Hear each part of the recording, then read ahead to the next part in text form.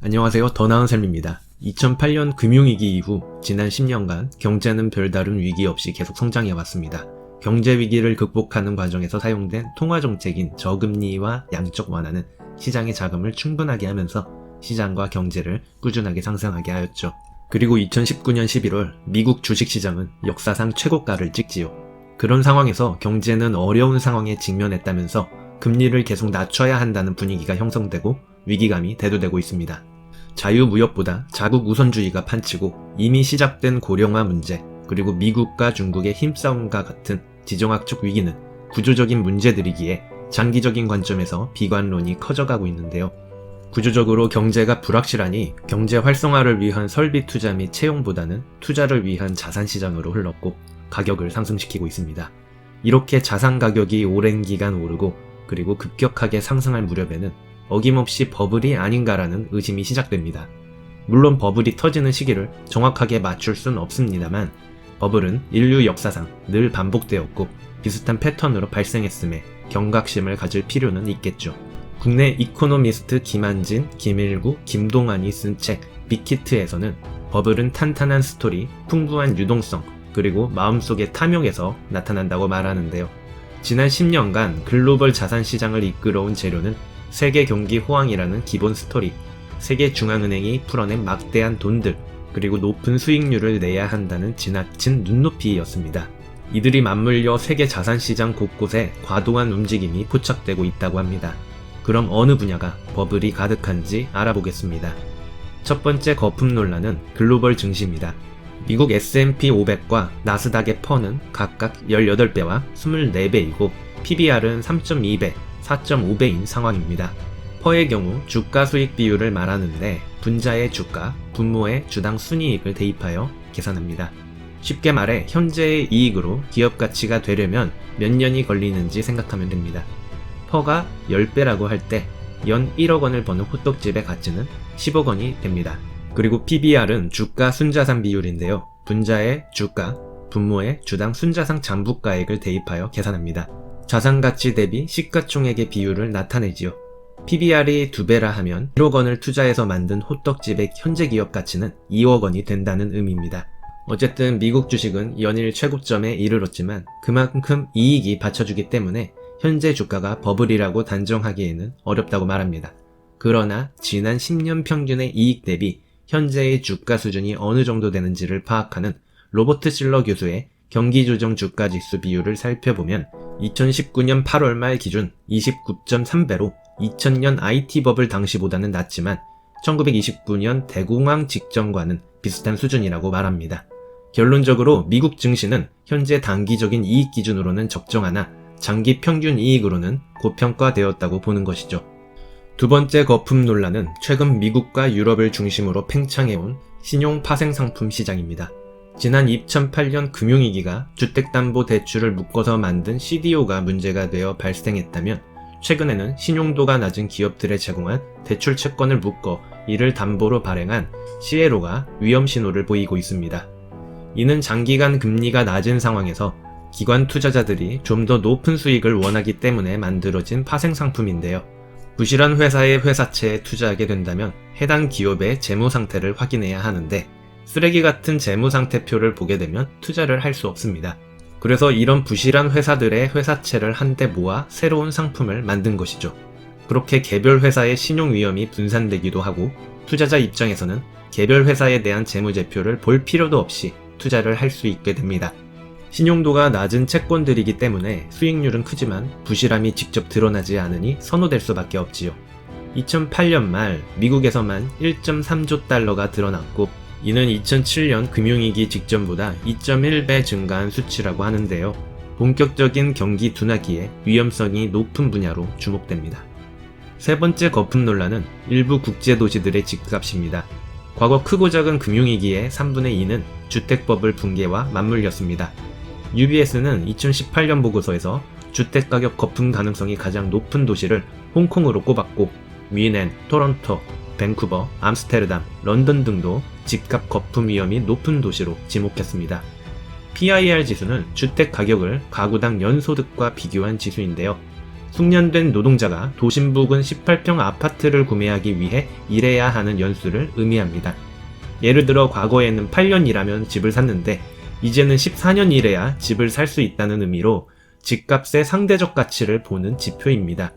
전 세계 주요 도시의 대부분이 PIR 지수가 2008년보다 높아졌고 홍콩, 베이징, 상하이, 시드니, 밴쿠버, 서울 등의 PIR이 높은 것으로 나타납니다.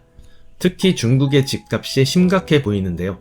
이러한 중국의 높은 집값은 28조 위안의 가계주택 담보대출로 만들어진 것입니다.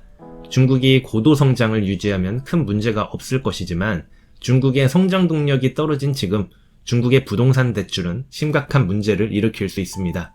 어딘가에 돈이 집중되어 거품이 형성되고 있다면 다른 어딘가에는 기회가 있을 수 있습니다.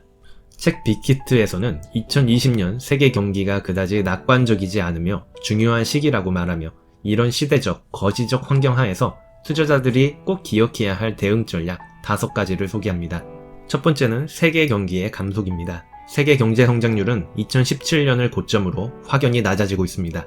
신흥국은 과잉 설비와 투자 부진이라는 구조적 요인에 경기가 묶여 있고 선진국은 고용과 소비 개선 여력이 한계에 달해 앞으로의 성장이 불확실한 상황입니다. 미국의 제조업 경기는 꺾였고 중국은 탈공업화로 고도 성장기 때 늘어났던 설비와 부채가 성장의 발목을 잡는 모습입니다. 세계 중앙은행은 경기를 살리고자 금리를 낮추지만 수요 부진으로 경기 부양 효과가 10년 전 금융위기 때와 다릅니다.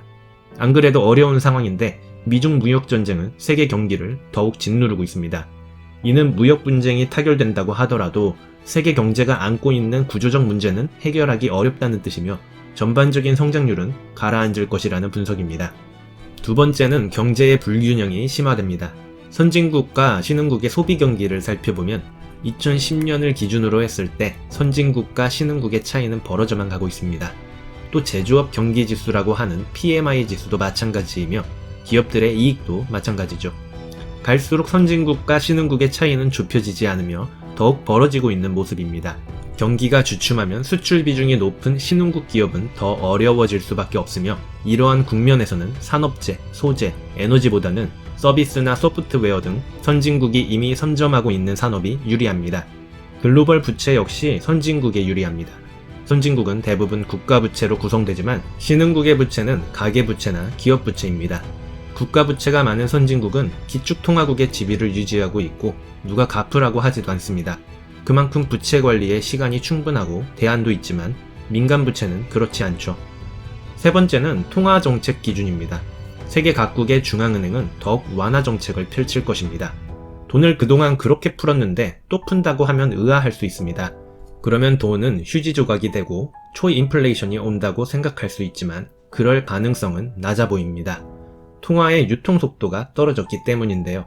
통화의 유통속도란 시중의 통화량이 얼마나 경제활동에 사용됐는지를 보여주는 지표입니다. 통화의 유통속도가 높은 상황에서는 조금의 돈만 풀어도 경제에 불을 지피지만 통화의 유통속도가 낮은 상황에서는 돈을 풀어도 돈이 돌지 않은 것입니다. 그래서 같은 양의 돈을 풀더라도 통화의 유통속도가 낮아진 지금 상황에서는 예전보다 경기 부양 효과가 훨씬 적을 수밖에 없죠. 그러니 인플레이션 걱정이 없어진 상황에서 중앙은행은 더욱 금융 완화를 할 것이라는 분석입니다. 네 번째는 정부의 역할이 증대됩니다. 경제가 어려워질수록 정부의 역할이 더 부각되기 마련입니다. 포퓰리즘과 구조개혁 사이에서 정치적 선택이 요구되는 상황입니다. 그리고 통화정책이 점점 먹혀들지 않으니 재정정책의 필요성이 대두되고 있습니다. 지구촌 곳곳에서는 지정학적 위험이 커져가고 있으며 글로벌 조류가 점점 자국 중심으로 흘러간다면 자국의 이익을 지키기 위한 안보나 수입 대체 산업 정책, 정부 주도형 기술 정책에 보다 주목해야 합니다. 다섯 번째는 혁신 성장 코드 장착입니다. 그동안 페이스북, 아마존, 애플, 넷플릭스, 구글과 같은 미국의 기술 기업들은 전체 경기와 무관하게 계속 오르기만 했는데요.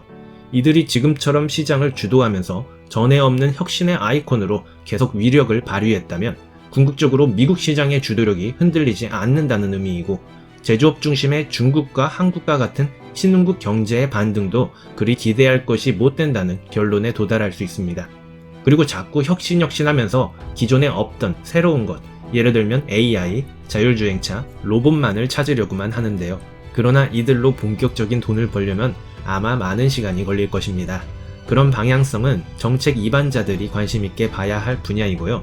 일반인 투자자는 현재는 존재하지만 새로워지고 있는 분야를 찾는 편이 낫습니다. 우리 주위의 작은 것, 특히 소비의 변화가 일어나는 것들을 파악하는 것이 더 나은 투자를 할 수 있습니다. 지금까지 2020년을 앞두고 현재 글로벌 자산 시장에 끼어있는 거품과 2020년에 유망할 만한 투자 분야를 살펴보았습니다. 쪽집게처럼 종목이나 구체적인 자산을 추천하진 않았습니다. 그런 건 신이 아닌 이상 누구도 추천할 수 없죠. 다만 전문가들이 말하는 거시적 환경이 어떠한지, 앞으로의 방향성은 어떠한지를 미리 고민해보고 나의 생활과 환경, 그리고 지식을 접목한다면 구체적이고 좋은 투자 아이디어가 샘솟을 것입니다. 이상 더 나은 삶이었습니다.